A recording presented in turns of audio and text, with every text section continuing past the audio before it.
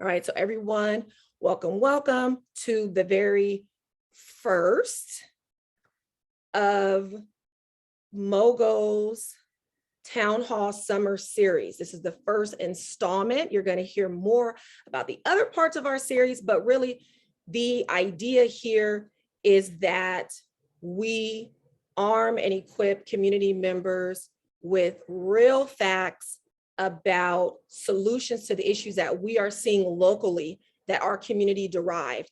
And tonight is about ranked choice voting. And so I'm so happy to see you all here. We have a wonderful panel and this is going to be interactive. So keep that in mind. And the first part of the interaction is going to be a poll that I'm going to launch now that I would love for everyone to just take a moment and answer this question. Can you or could you explain how ranked choice voting works right now if someone asked you to? So the first choice is yes, I could with ease. The next choice is, I mean, I could, but don't ask me too many follow-up questions about it. And then the third option is no, I could not. So let's go ahead and answer that question. We have 70% of you all participating so far. Thank you. We want to get 100%. So I know that if our panelists participate, they're going to kind of sway the results because of course they're the resident experts here, but really want to get a handle on who we have here at this town hall. So happy to see the answers coming in. I love that folks are saying, yes, I could with ease, That's what I'm talking about.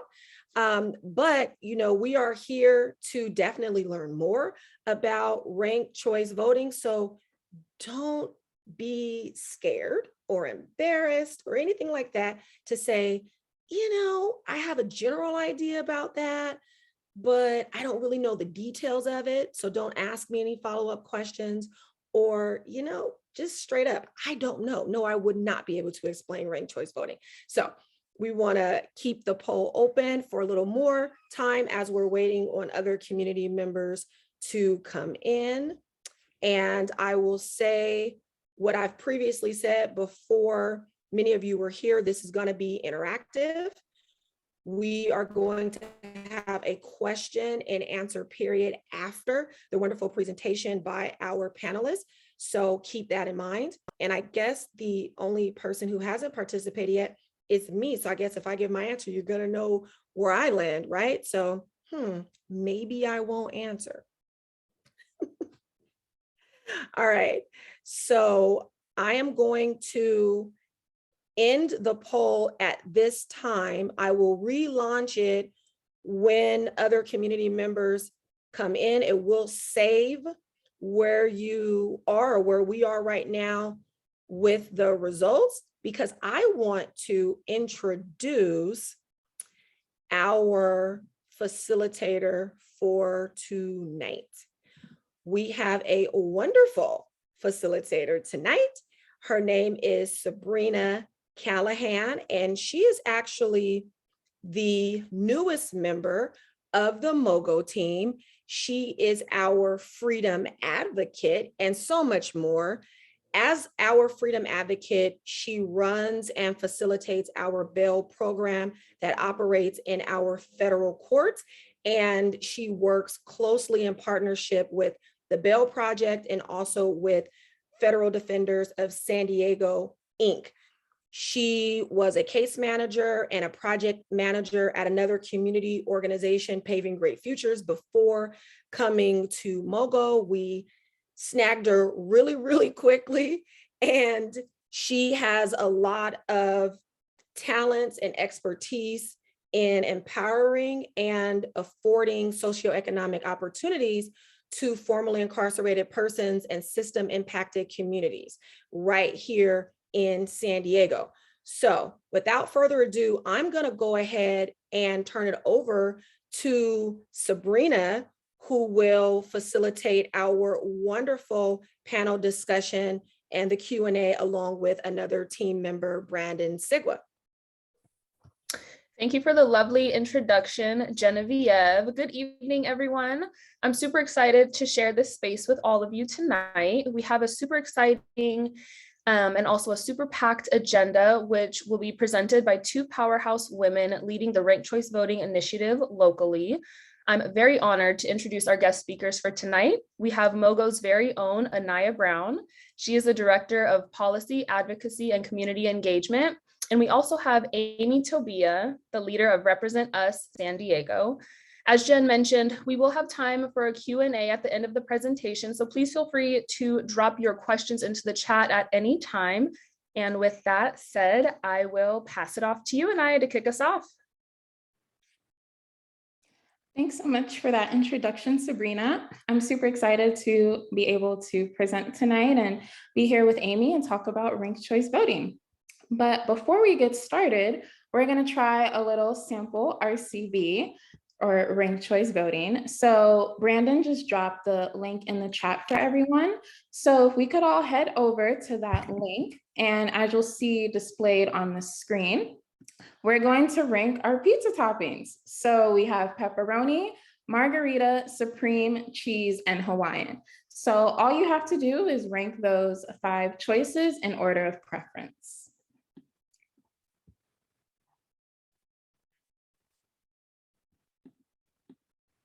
We'll give a little second.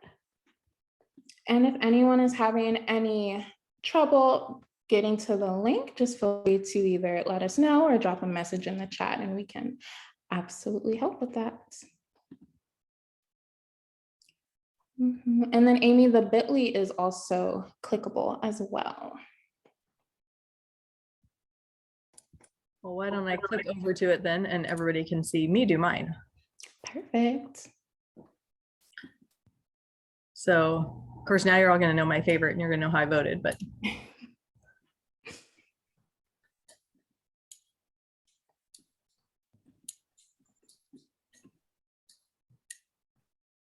I'm excited to see.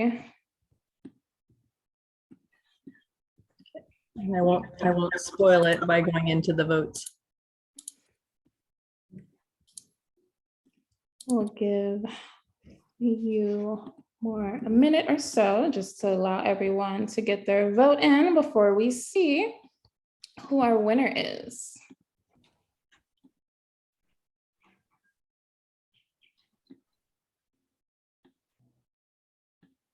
Okay, so it looks like we have 12 votes in. So we're going to view the result. Ooh. Okay.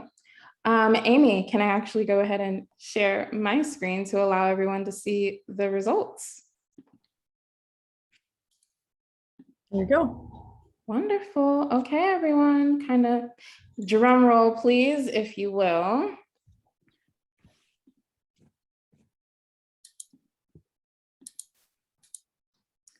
Okay.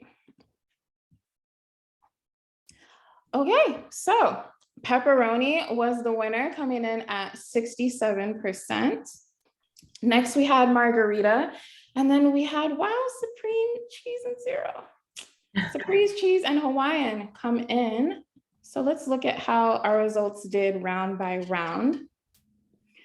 So pepperoni is leading, but no choice has over 50% of the votes. So the choice with the fewest votes, cheese, will be eliminated. All choices with 0 votes will also be eliminated. Voters who chose cheese will have their votes redistributed to the remaining choices based on their next preferences. So,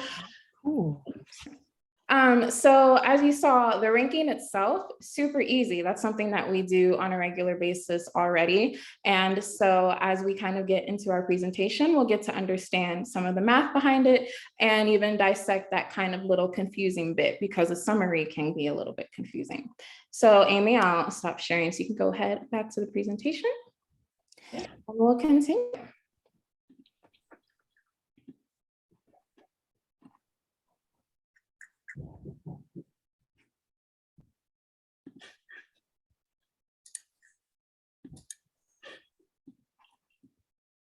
There we go.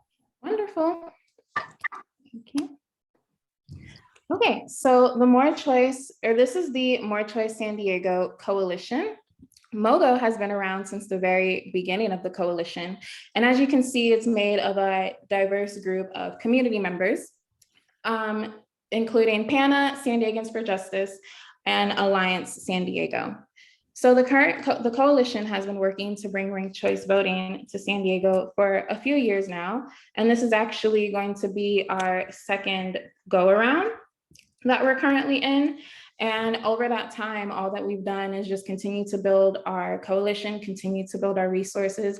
And we even made an initiative that we think is even better this time around. And we're super excited to finally get it on the ballot. So next slide, please. Thank you. So let's get into what ranked choice voting is and how it works. So in the primary election, you'll have the option of ranking all of the candidates. If 5 or fewer candidates run, the primary will be eliminated and all 5 candidates will move. Oh, sorry, can you go back? Sorry. Yep. So essentially, the primary will be conditional based on the number of candidates who are running. In San Diego, on average, there tends to be 4.5 candidates who are running for city council, mayor, and attorney races over the last 20 years. Normally, the field enables good candidates. Narrowing the field allows us to really put a bit more media focus and attention on the fewer candidates, as opposed to a larger general election, which we know we've all seen a few times here in San Diego. Next slide, please. So in the general election, you rank the top 5 candidates in order from preference. If no candidate receives over 50% of the first choice votes, then that's when the ranking kicks in, like we just did with our pizza examples. So the candidate with the least number of votes is eliminated, and those are assigned to the voter's second choice. That process will then continue until one candidate receives a majority of the votes and is declared a winner.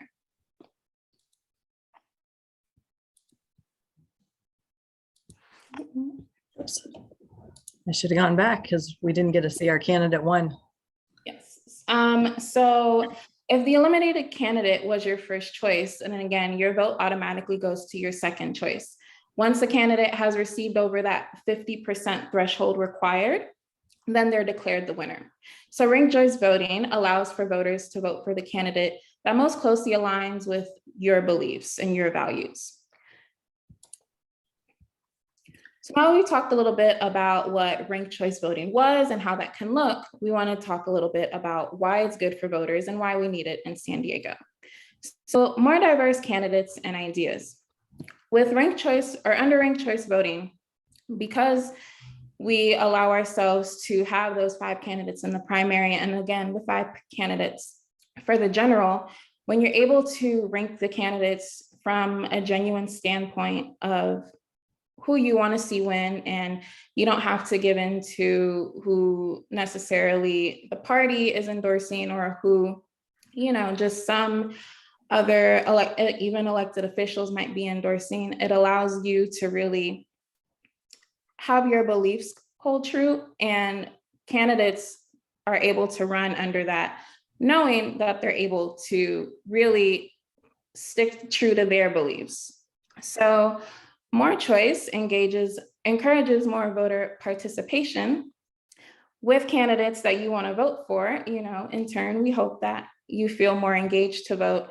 I know for myself, as someone who's worked on numerous political campaigns, someone who's volunteered for many campaigns, it's really hard sometimes because you feel the voter fatigue, you see things aren't happening the way that you would like them to be. And so you just kind of start, and again, just, I know personally, I kind of start to feel like I don't want to be as engaged. So under ranked choice voting, knowing that, again, I don't have to necessarily give into that lesser of two evils to know that there is someone on the ballot that closely aligns with what I believe a bit more. More freedom to vote your values, again, more inclusive democracy. I think we all, you know, have been able to see, of course, that with our two-party system, you know, it tends to be left versus right, red versus blue. And we have this polarization that I think so many of us are just kind of sick and tired of because we're not seeing any change being implemented. And then lastly, saves taxpayer money, which of course is always a really good one to end off on. And the thinking behind that is by eliminating the primaries, that's eliminating more elections for San Diego, thus saving us our money. And I think you hit the nail on the head when you talked about how this affects voters the most, because at first glance, this looks like a pretty simple change, right? We all went through our little exercise of picking our pizza toppings, and it was very easy to do that ranking process. So ranking itself is not very difficult. But what I wanted to do next was walk us through how this change affects each part of our elections, right? It's a singular behavior. We're changing how our ballots look to where we rank candidates instead of vote for just one. At its face value, that is the simplest thing you can imagine. But when you look at how it changes our behavior, you know, the engagement that Aniya was talking about, how it changes candidate behavior, that's where we really start to see how we get at these benefits. And so I wanted to spend a few minutes just linking the behavior changes to how we get to the benefits. So first off, it changes every part of our elections. It changes who runs. And by that, we have seen that more women and BIPOC candidates run when we have ranked choice voting. Ranked choice voting is such a different process. Asking people to support you first, second, or third is a very different process. It encourages people to run who might not feel they have a shot or aren't interested in the polarization of traditional campaigning to throw their hat in the ring because they know they won't be derailing similar candidates. They won't have that whole, well, wait your turn kind of conversation that we hear happens quite a lot to really good candidates. And campaigns become more positive. So we will have a more diverse group of candidates to choose from, which is how we get a more diverse candidate field and more diverse field choices at the polls. It also changes how candidates campaign and how we as voters interact with them. There's a video in your resource packet that was put together that talks about how someone who campaigned for a presidential election, when they would go door knocking, they would knock on the door and Mike says, you know, if they said they were voting for the other candidate, I would walk away. I wasn't going to try and have a conversation with them about their values and why they were voting that way. Instead, with ranked choice voting, when you campaign, you want to be a second or third choice. You want to understand in your community. And as a voter, I now naturally have an opportunity to talk to a candidate. Maybe they're not my first choice, but certainly to become more engaged and to feel like this is a better civic process for all of us. Candidates have to campaign in order to be ranked on policy and performance, not propaganda. So as voters, we get a better campaign process and we're paying for it, right? Campaigns are on our dime. So we should have a campaign process that works the best for us and really takes our needs into consideration. And it's much harder for big moneyed interests to rest their thumbs on the scale and override a community preference when you have a broader pool of candidates that ranked choice voting encourages. Oh, cool. So the next thing is it changes how we vote. So as Aniya said, this opportunity to fully express your values at the polls without compromising your self-interest by voting for the most electable candidate sometimes, this is hands down when people rank their reason they support ranked choice voting, the thing that we find most frequently is the reason. The process of ranking expands our civic conversation by making voters think about what they really want in elected and then empowering them to reflect that choice on their ballot, because they know that they're not going to necessarily risk, as you do in a top two election, when only two candidates are going forward, empowering someone whose values are completely the antithesis of your own. So it's really important because it allows us to vote honestly, and I think our country needs a whole lot of that. It also changes how candidates lead. While in office, candidates know that their reelection means more than keeping their core base of funders happy. They have to listen to their constituents. They have to listen to all of their voters. Also, they see the outcome of this election. Remember how we looked at how the votes tallied up? So now pretend those pizzas were candidates, and we know what each of those candidates stand for. So I, as an elected official, if I were running under ranked choice voting, would see that, oh, all of the candidates who supported this person picked me second. what is it about their position, their policies, their approach that I need to pay attention to, because a good number of my second place supporters came from that organization. So it empowers your vote to count more across the board. And they'll understand better what voters want from them and be able to deliver it. One of the typical examples that people point to right now is Senator Lisa Murkowski, who has several times recently voted to endorse Deb Haaland, for example, as Secretary of Interior. And because she needed the votes of the First Peoples of Alaska more than she needed campaign funding from the oil and natural gas industry. So she voted based on what she felt her constituents wanted from her, not based on how the money was flowing in that particular race, because they have ranked choice voting and she was empowered to listen to the voters more. So those are the things. And then of course the saving taxpayers money, to me, that's like the icing on the cake. Everybody always appreciates that at the end of the day. But it's just kind of a bonus at this point, because we're voting less. So we're going after that fatigue. We're saving money, but it's just kind of an added bonus at that point. But for some places, it allows you to proceed with it as opposed to stop. So those are all the things of changing how we, changing who campaigns, how they campaign, how we vote, and then how they lead is kind of how ranked choice voting delivers on all of these bullet points up here. And then I'm going to kick it back over to Aniya, because one of the things that I think our coalition has been active for several years, as she said, we tend to get into the weeds on the data, which I think is a very good thing, because what we're doing is very important. We're proposing to improve our election system to deliver better results for the next 100 years than we've had for the last 100 years, right? That's our goal, is we want to deliver a better, more equitable democracy. So it's important for us to have done our homework and to read what all of the research papers are. Ranked choice voting has been used broadly, so we have good data. But Aniya is going to kind of walk you through, why when we say these things, we are so confident, why we believe that this is true.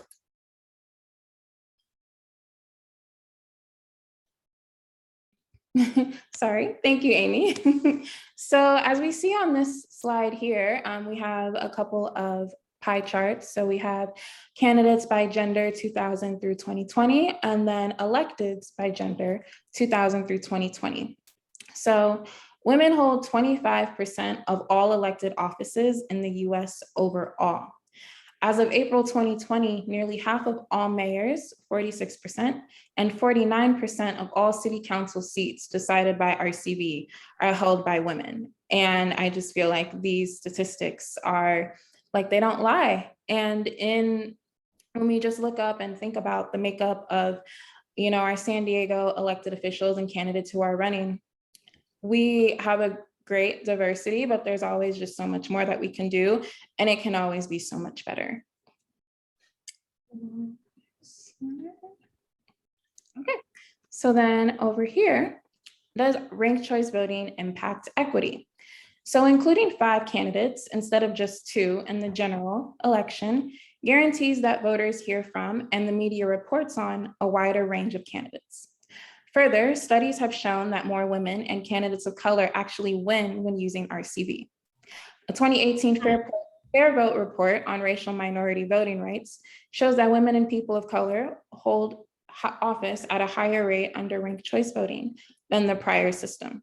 So again, we're seeing this correlation because when you have voters and marginalized people who are now being empowered to run for office under this more fair election system, now we also have voters who are feeling more empowered to vote because again, they see their ideas and their ideals and their values. They see people who look like them running for office. Of course, that encourages someone to vote. And I feel like this is something that we really need to, and this is why it's so important to work to implement something such as ranked choice voting for San Diego. Okay, so is ranked choice voting is good for voter turnout? When examining turnout in 6 US cities using ranked choice voting, data shows strong turnout compared to races before RCV. More recently, Fair Vote has determined implementing ranked choice voting results in a 5 to 7% sustained increase in voter participation. Now, I know everyone here is probably no stranger to the, just call to actions that we've had to do over the last 4 or 5 years with our elections, trying to turn out votes, trying to encourage and see how we can increase voter participation. And ranked choice voting is that way. It's one of those ways that we can make sure that people want to keep on coming back to the ballot box, especially now that we, post or with COVID, have our ballots being mailed to us. There's really no excuse. And so I'm excited to see how implementing ranked choice voting could increase turnout even more with all of the ballots being mailed home.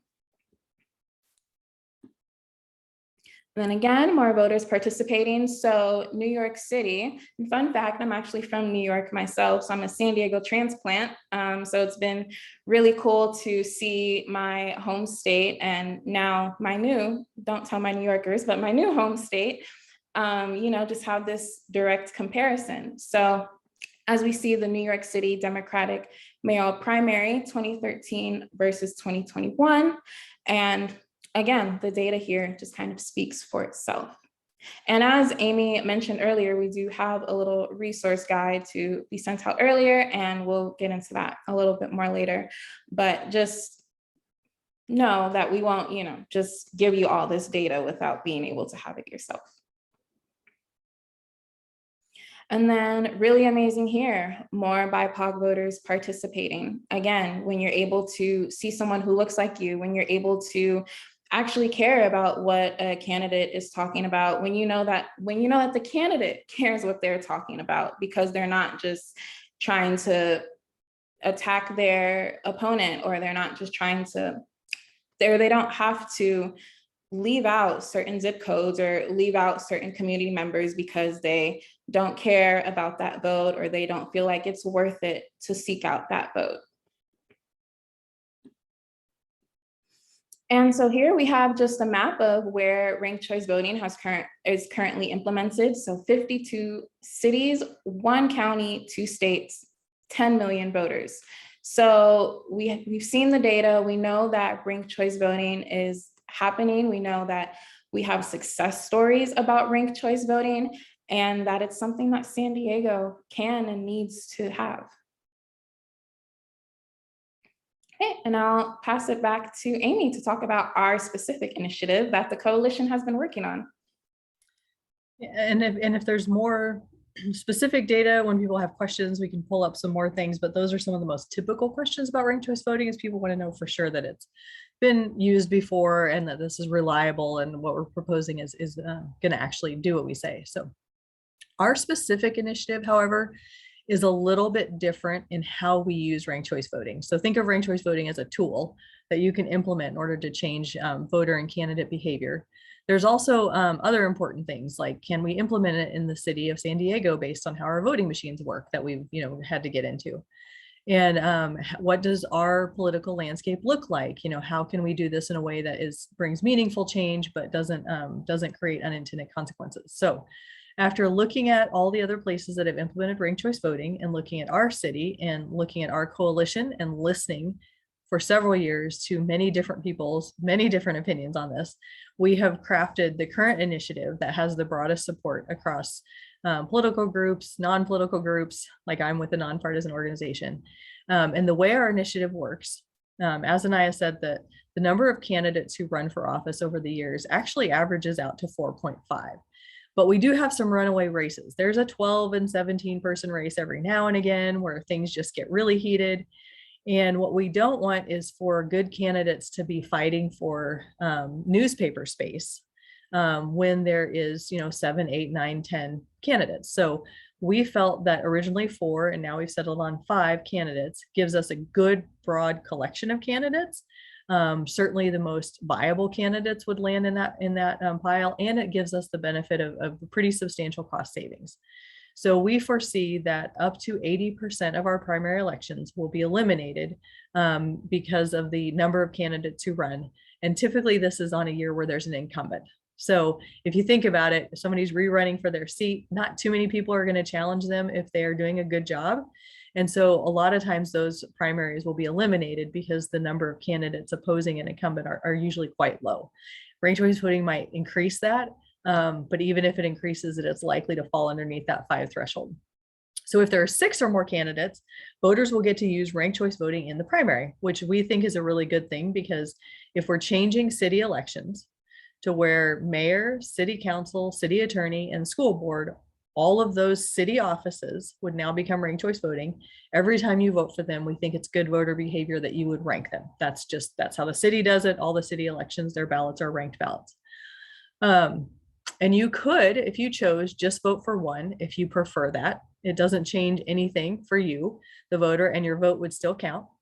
However, your vote wouldn't continue to count if that person came in last on the first round of counting. Then we would use ranked choice voting to advance the top 5 into the general election. And then in the general election, we would use ranked choice voting. So that's the initiative that we've crafted. We are estimating a cost savings of between $5 and $7.5 million over the next 10 years. That accounts for some initial costs. So we are fortunate in that a number of cities in the state of California that are charter cities already have ranked choice voting. They've been using it for 20 years. So we actually own, or the county owns, the election equipment needed to run a ranked choice voting election. And we just need to do a software module upgrade. And then of course, voter education. We also, as a coalition, in addition to this, are committed to doing joint education and outreach if we get on the ballot, to make sure that this isn't the only money being spent on education, because that's really important. This is really exciting and we want voters to be excited about it. And you only generate that enthusiasm if you take the time to share how it works with everyone in advance of the election. All right, so then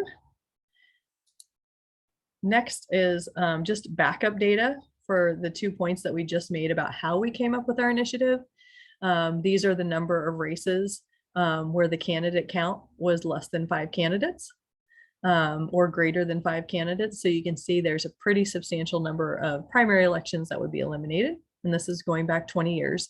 So we think it's pretty representational of our political landscape. And now in the school boards, another matter, the number of candidates who run for school board is usually quite low.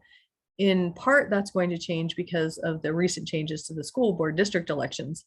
But we're hoping that ranked choice voting might encourage more people to run because of the process itself being a little bit different. And then lastly, as I kick it back over to Aniya, we just have a reminder of a sample ballot. This is an example of a ballot from Maine. They use ranked choice voting statewide.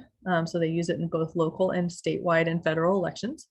And you can kind of see here how you have your ballot down on the bottom right. You just fill in the dots. If you've ever taken standardized testing, this is pretty much the same thing.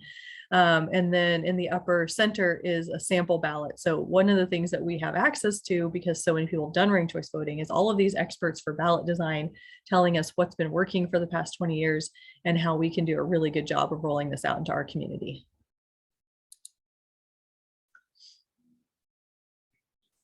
Okay.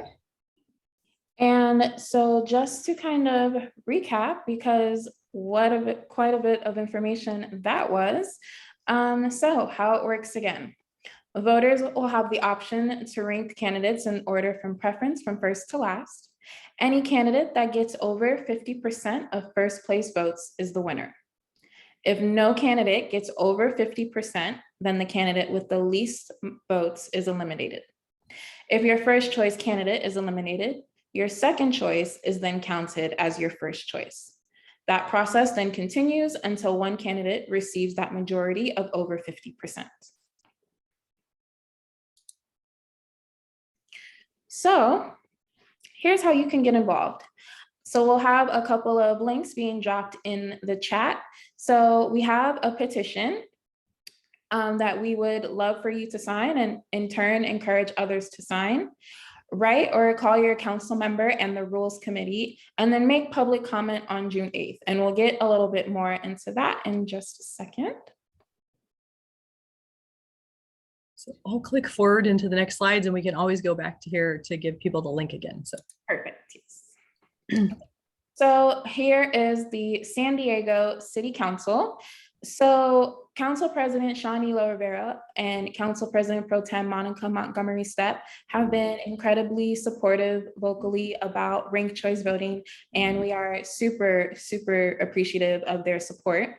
So we will be going to the Rules Committee next week on June 8th, and this will be our second time going. We were just there where Amy and I presented on April 20th. And so we would love for you to be able to make public comment, to really tell the Rules Committee why you think we need to bring ranked choice voting to San Diego, to allow them to let it be up to the voters to decide whether or not we bring ranked choice voting to San Diego. And so we have their contact information for the Rules Committee there on the bottom of the screen. And Amy, I don't know if I am leaving anything off from that. Well, I think it's just important for everyone to know that we're kind of asking our elected officials to take a system in which they've been personally successful and change it. So, you know, it is from their perspective a pretty big ask. From our perspective, there are elections and we pay for them, and they're supposed to be, you know, doing what we want them to do. So we don't think it quite that way, but there is a lot of hesitation to change our election. So it's important for them to hear from us. You know, their general consideration is that there's nothing wrong with ranked choice voting, but San Diego's doing okay without it. So I think as much as we can be kind of loud and let them know that we don't agree with that sentiment and that we think ranked choice voting, while not a silver bullet, is an improvement. So it is a better way for us as a community to come together and make these kinds of decisions. And quite honestly, it should be on the ballot. Having them make decisions about, you know, other public issues is what they're elected for, but a voting methodology really shouldn't be something that elected officials decide, quite honestly. It really should go on a public ballot. So we're hoping that they agree with that, but definitely if you have a chance to call or reach out. And if you are in Councilmember Montgomery or Councilmember Elo Riviera's district and you know their supporters, go ahead and send them a thank you. I think it's always really important. We complain so much when our electeds don't listen to us, and when they're doing something that we appreciate, I think it's always really nice to reach out and say thanks.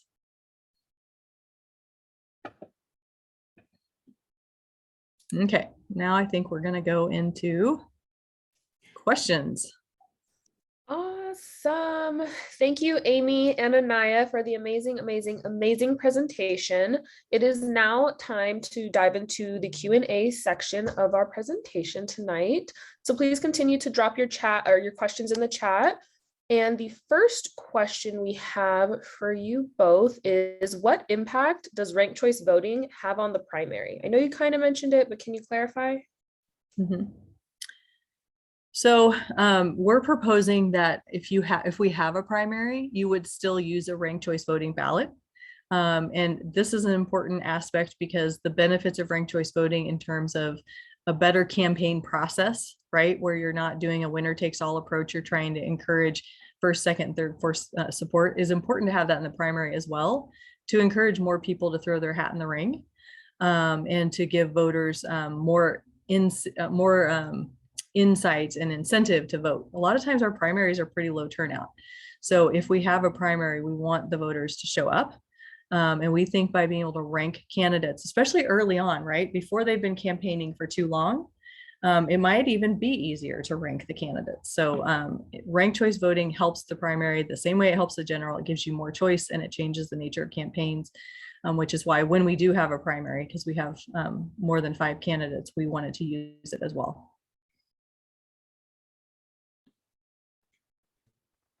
Aniya, do you have anything to add to that? I do not. I think Amy hit the nail on the head with that one pretty perfectly. Awesome. Moving on to our next question.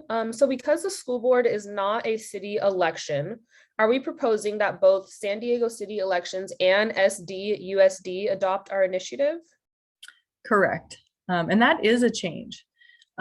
Several of our supporters in the last go round had really wanted us to include school board.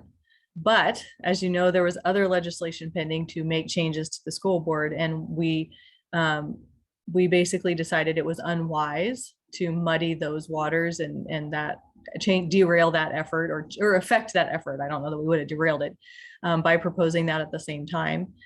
So several of our coalition members came back and said, well, now that this is going to implement not until 2026, which I should have also mentioned, I apologize for not doing that before now, we think we should put it back in because it would really help school board elections if we had these same benefits for those elections as well. Thank you, Amy, again. Moving on to another question that we have. Why do you think there is pushback on ranked choice voting? Yeah, I think we can kind of tag team this one, Amy. So as Amy mentioned with the city council specifically, again, they are people who were elected under one system, and now we're asking them to vote to change a system or to change that system. That being said, as it was expressed, we don't really think that, that's really that should be a decision that is left for the voters, but that piece is a genuine, just enough for them to give a little bit of pushback. There's also some, argument some way, somehow, that there's not a lot of data on ranked choice voting. As you've all seen this evening, there's so much data and there's only more that we haven't even begun to touch upon. So I think just when you have a new system, we're changing the way that people are voting. We're changing, what democracy will look like for people. And that's something that, change is scary for people.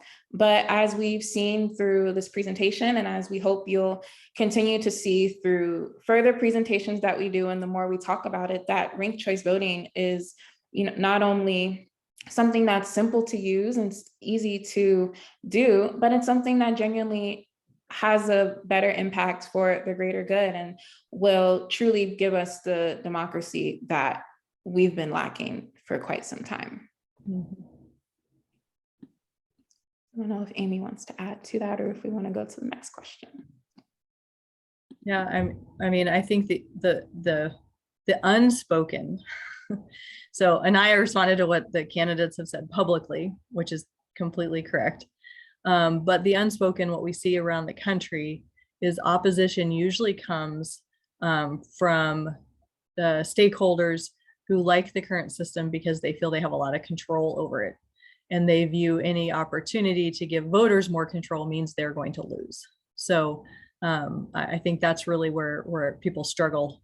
And that's the unspoken comment. That's not what anybody ever says out loud. Instead, they say, well, critics say, and they come up with criticisms for ranked choice voting that can't be backed up with data. So we respond to it with all of this testing and data and 20 plus years, 100 years in other countries worth of proof to those critics, those criticisms, and the criticisms don't have any data behind them. But unfortunately, when you're trying to make a change, it doesn't take a whole lot to derail it. So we'll see. Thank you for that comprehensive response. Moving on to our next question. I know, Amy, you had kind of touched on this. Do we have to rank all 5 candidates? You do not. You can just rank 1. You can rank 2 or 3. We'd love for people to rank all 5 because why not give the full measure of your opinion? But you do not. You can just rank 1 if you like. Awesome. Thank you. Moving on. Are there any other events that we can join, the community members can join in support of More Choice San Diego? Are there any upcoming events?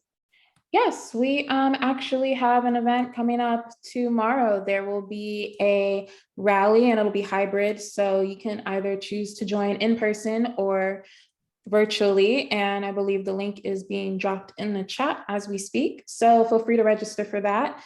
Again, we have our June 8th where we go back to Rules Committee for public comment.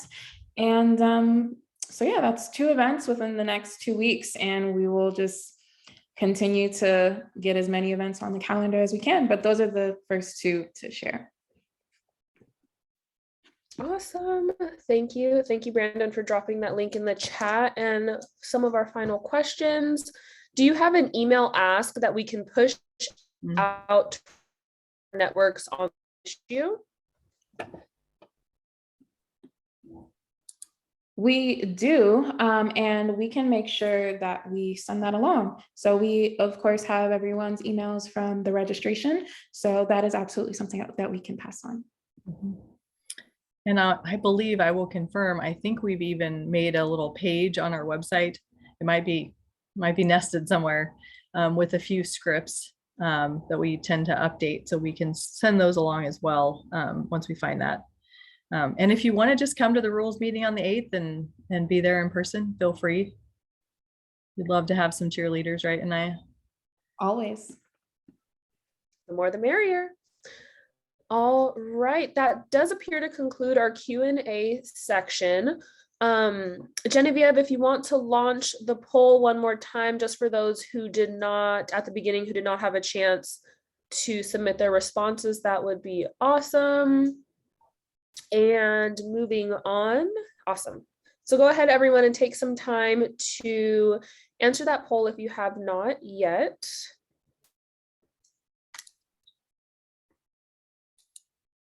And on that note, thank you everyone for submitting your questions. And above all, thank you panelists. We greatly appreciate you sharing your knowledge with us this evening. And we really appreciate each and every one of you for sharing your time with us as well. That does conclude part 1 of MoGo's 3-part Town Hall Summer Series. Our next Town Hall will be a lively discussion on policing in San Diego and the Protect Ordinance with special guest Council President Pro Tem Monica Montgomery Stepp on June 30th at 5:30 p.m. And our final town hall will be a discussion on the surveillance ordinance. The surveillance oversight ordinance with guests from the Trust SD Coalition on July 27th at 5:30 p.m. And you can absolutely pre-register with the links that will be dropped in the chat momentarily. And I believe, Genevieve, did you have any final thoughts or comments in conclusion? Yes, if I could, we would love to know how helpful this town hall was. So the poll is still launched. If you can now answer according to how you would respond to someone asking you to explain ranked choice voting now that you've heard from Amy and Aniya. So if everyone can do the poll once more and answer the question, because we want to know how effective this town hall was.